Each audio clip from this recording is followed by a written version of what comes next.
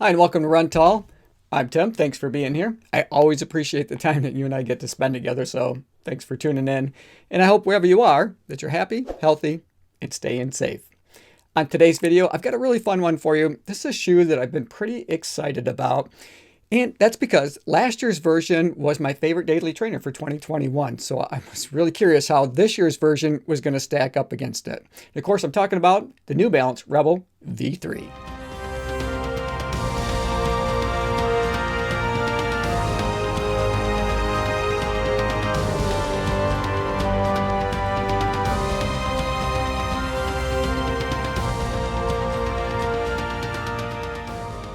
Now, I did purchase these with my own money.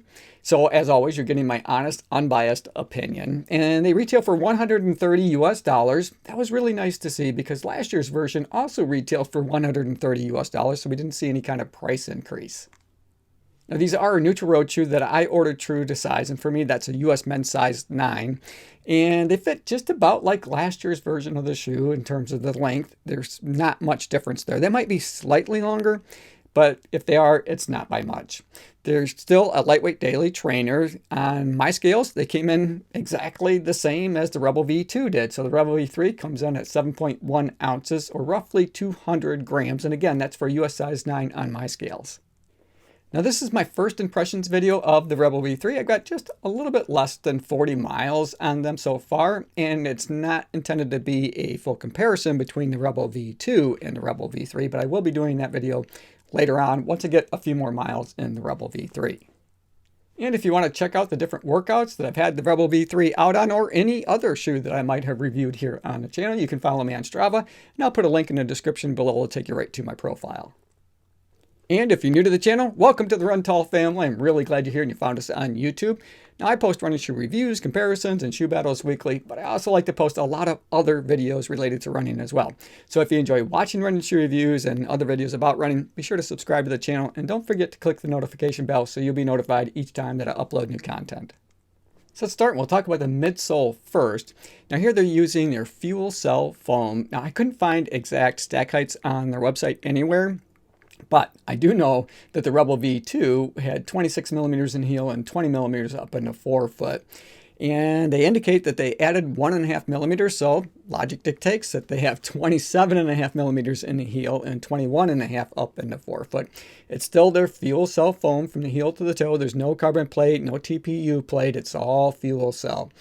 And it's not a max cushion shoe. But it doesn't mean that just because it's not a max cushion daily trainer that it isn't soft and bouncy and fun to run in, because it absolutely is. If you've never run in fuel cell foam before, it's nitrogen infused foam. So it is very soft, but I think it lends itself to more of those middle distance workouts or fast days because it is a lightweight daily trainer. And just like last year's version of the shoe, you can really pick up the pace because of the weight, because of the bounce that you get, the energy return that you get out of that fuel cell foam just makes it perfect for tempo days, those up speed days. So whether you're running intervals or like I said, tempo days, or maybe even doing a progression run where you're trying to pick up the pace at the end of the workout. And I think it blends itself well to most daily training workouts that you're going to do. And for me, that distance ranges somewhere between 5 to 10 miles in terms of overall distance that I might be running on any one workout. Now, I wouldn't take these out for my long run on a Saturday because I prefer to use the marathon shoe that I intend to run in on marathon day for that. But these do work really well for that, like I said, middle distances. Now, one of the things that I did notice is that they're very flexible and very nimble. I guess nimble is probably the better word to use here because they are very soft. Like I said, they're very flexible, so they feel super natural on foot. I did find these to be a smooth running daily trainer, smooth right out of the box. I didn't have any issues at all running in these. And I think that has a lot to do, not just with all of that fuel cell nitrogen infused foam, but also in the geometry of the midsole. And you can see that they have a pretty wide landing platform up here in the forefoot of the shoe, as did last year's version. And they do get a bit more narrowed, however, in the midsection of the shoe. So if pronation is an issue for you, these probably aren't going to be the best choice. So if you're looking for something with any kind of pronation control, These are not going to work well for that because they're pretty loose, as you can see. And I think in the midsection, they're even more loose or more nimble than the Rebel V2 was. And although I did read on a couple of different websites that supposedly the V3 is wider, I'm not seeing it. In fact, I see that, for me, what I'm noticing is that it's less wide. So it's gotten more narrow in the midsection of the shoe. So to kind of show, before people come at me in the video, let me show you what I mean by that. So I've got the Rebel V2 and the Rebel V3, and I'm going to line up the medial side of the shoes together as close as I can and try to get those lined up. And then what I'm going to do is I'm going to turn these over.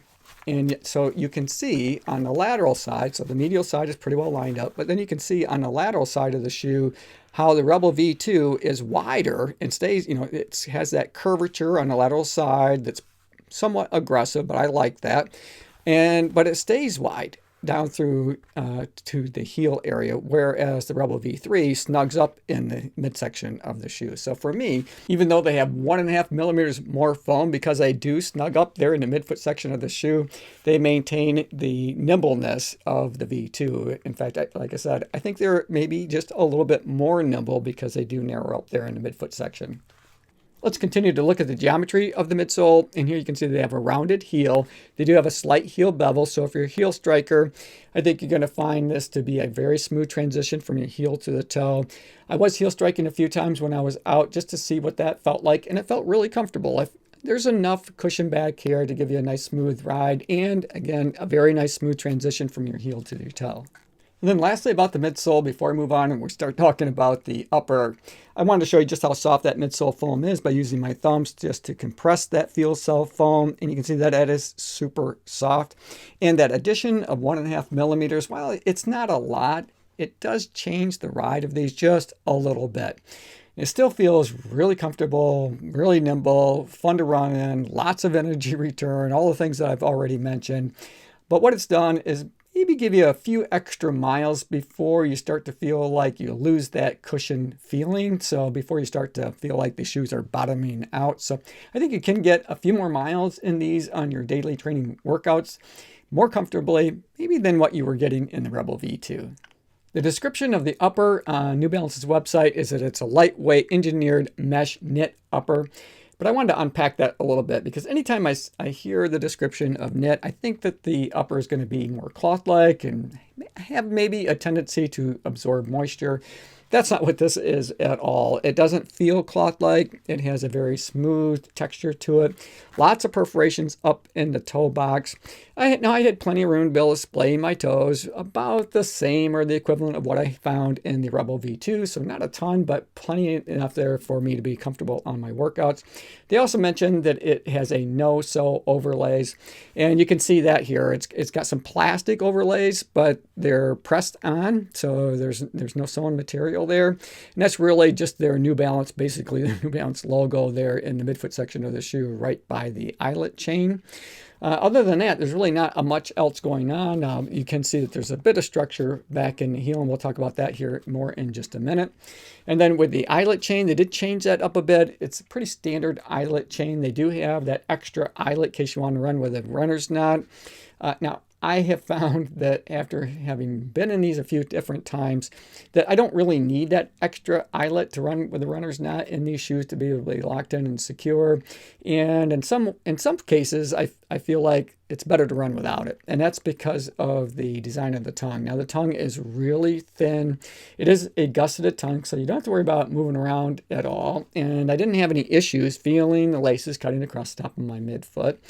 But the length of the tongue is just a little bit short, and especially short when you're using that extra eyelet here to run with a runner's knot. So that's why I say that it may be better for you, like I found for me, not to use that because it just makes that tongue feel even that much shorter.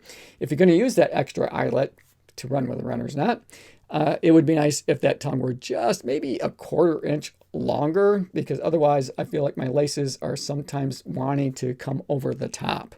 But other than that, I found the tongue to be just fine. Again, lightweight, with no issues, no comfort issues at all. Now, there's plenty of padding around the heel collar and the tab, especially for a shoe that only weighs 7.1 ounces. It is that traditional style of padding that rests mainly up towards the collar, and it kind of comes down just far enough to create a nice heel pocket for your heel to set in. So I didn't have any heel slippage at all. In fact, these are super comfortable to wear. I really enjoy the comfort of the upper. And now we're talking about the structure of the heel. So to do that, I'm going to put it up on my shoulder. I'm going to give it the pinch test. You know, and there's a fair amount of structure there. But again, these aren't stability shoes, but the structure that is there is going to hold your heel in place. So you shouldn't have any heel slippage, or I didn't have any heel slippage anyway.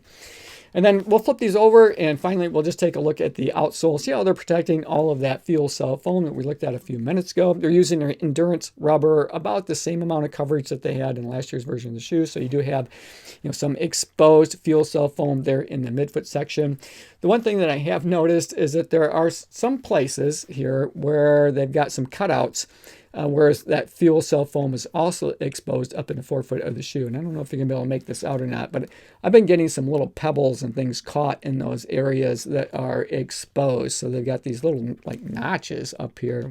I don't know. It's not going to come through very well on my camera. But so in the areas where they've got that endurance rubber kind of notched out so you can see just a little bit of that fuel cell foam, I tend to pick up a few pebbles here and there. Not a big deal. It's nothing that's made me stop to have to dig them out during a workout, but just something that I noticed. And I wonder sometimes if those little pebbles are going to damage that fuel cell foam, because, you know, they are pressed up in there over time. I'm thinking it could chew that up. Time will tell. We'll see how that works out. I don't think it's anything to be overly concerned about, and certainly nothing that would keep me from buying these shoes again in the future.